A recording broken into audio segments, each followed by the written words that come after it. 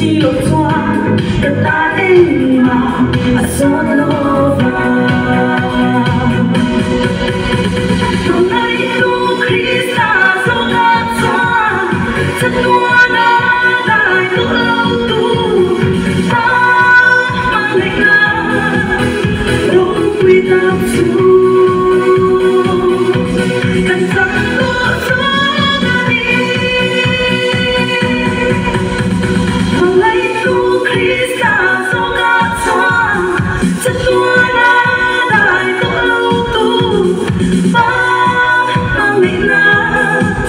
gió quy tắc su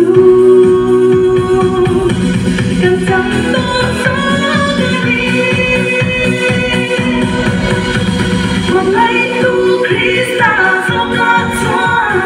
chân tua đã đại tóc lâu tu ta mang lệnh là đâu quy tắc su cần rằng tôi sống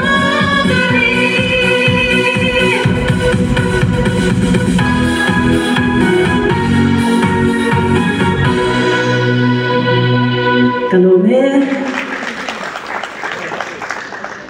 sai theo vòng vòng lẽ mày rin lui chung alom thu kan suy tu na chọn thu soi toi